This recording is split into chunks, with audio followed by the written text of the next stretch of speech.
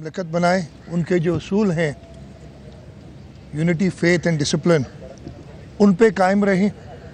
और इंशाअल्लाह ताला अगर हमने कायद आज़म के उसूल उनकी पैरवी की तो इसमें कोई वजह नहीं है कि अल्लाह ताला हमें सुरखरू करेंगे और हम अपने प्यारे पाकिस्तान को तरक्की की राहों पे गामज़न करेंगे और हमारे जो फ्यूचर जनरेशन्स हैं उनके लिए एक बेहतर मुल्क छोड़ के जाएंगे।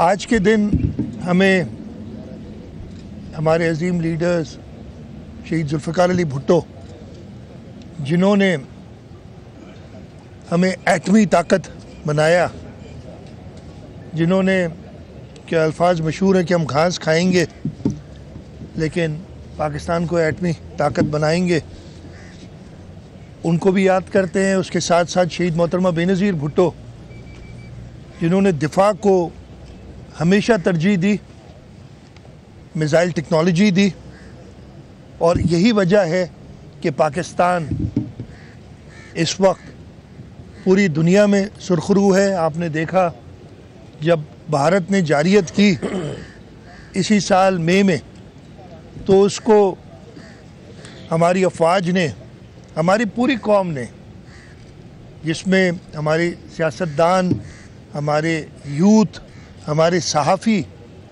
उन सब ने, आप सब ने देखा कि उन्होंने मुत्तहिद होके एक फ्रंट पे सारे लोगों को जवाब दिए और भारत को जो गुरूर था उस गुरूर को ख़त्म किया। आज के दिन ये ज़रूरी है कि जो इस वक्त मुसलमानों पे जुल्म ढाए जा रहे हैं, पहले मैं कश्मीर की बात करूँगा। शहीद जुल्फ़िकार अली भुट्टो ने कहा था कि मैं नींद में भी कश्मीर में गलती नहीं कर सकता, और हम शहीद जुल्फ़िकार अली भुट्टो के पैरोकार हैं। हम भी कभी, मुझे पूरा यकीन है, और आपने देखा होगा जब चेयरमैन बिलावल भुट्टो ज़रदारी साहब को मौका मिला था, जब वो वज़ीर ख़ारजा थे, तो उन्होंने किस तरीके से ना सिर्फ पाकिस्तान, कश्मीर, बल्कि पूरी मुस्लिम वर्ल्ड को डिफेंड किया और एक पॉजिटिव पिक्चर पेश की। उसके साथ साथ इसराइल की जो जारियत चल रही है इस वक्त फ़लस्तीन में, जहां लाखों की तादाद में लोगों को शहीद किया गया है, मासूम बच्चे, उनको शहीद किया गया है, कोई स्कूल, कोई अस्पताल नहीं छोड़ा है। और अब तो उनकी जारियत और उनके घमंड का एक ताज़ा मिसाल आपने देखी कि उन्होंने कतर पे भी हमला किया है। इसकी मैं शदीद मज़म्मत करता हूँ और यही दुआ करता हूँ कि ममलकत मुस्लिमा मुत्तहिद होके इस जारियत का भरपूर जवाब दे और इसराइल का जो घमंड है वो इसी तरीके से ख़त्म करे जैसे मोदी का घमंड पाकिस्तानी अफवाज और पाकिस्तानी कौम ने ख़त्म किया है। इंशाअल्लाह ताला इस वक्त हमारा मुल्क एक शदीद सैलाब से गुज़र रहा है। सारे सूबे तकरीबन, खैबर पख्तूनख्वा, गिलगित बल्तिस्तान, पंजाब और इस वक्त सिंध में सैलाबी रेला अपने पीक पे गुज़र रहा है। मैं जहाँ जहाँ पे लोगों की अमवात हुई हैं उनके ख़ानदानों से उनके सोग में मैं उनके साथ शरीक हूँ।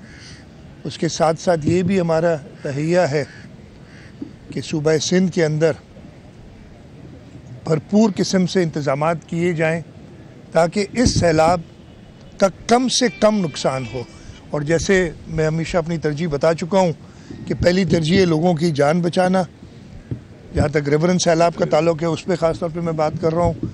उसके बाद हमारे बराजेस, हमारे बंद बचाना, और इंशाअल्लाह ताला खैर व आफ़ियत से वो रेला जिसने भारत से शुरू हुआ है और वहाँ तबाहियाँ मचाता हुआ पूरे पाकिस्तान को कवर करता हुआ अब सिंध तक पहुँचा, उसको हम अपने लोगों की मदद से, और इसमें मैं ताउन चाहूँगा ख़ास तौर पे हमारे कच्चे के जो लोग हैं उनका, कि हुकूमत की जो भी ऐलानात हों, जो भी उनकी स्टेप्स हों, उसमें हमारी मदद करें। हम अकेले नहीं कर सकते हैं जब तक पूरी कौम, और हमने ये ताज़ा देखा ना, जब पूरी कौम साथ होती है तो हम कितने अपने से कई गुना ज़्यादा ऑन पेपर, इसलिए कागज़ी है वो, दुश्मन को भी जवाब दे सकते हैं। तो इसी तरीके से अगर हम सब मुत्तहिद हों तो अल्लाह ताला हमारी, और कायदे आज़म की पहला असूल यूनिटी है, मुत्तहिद होना। अगर हम सब मुत्तहिद हों तो इंशाअल्लाह ताला ये जो आज़माइश अल्लाह ताला ने हम पे डाली, उस पर हम आज़माइश पे पूरे उतरेंगे। अल्लाह ताला से रहम की भी दरख्वास्त है।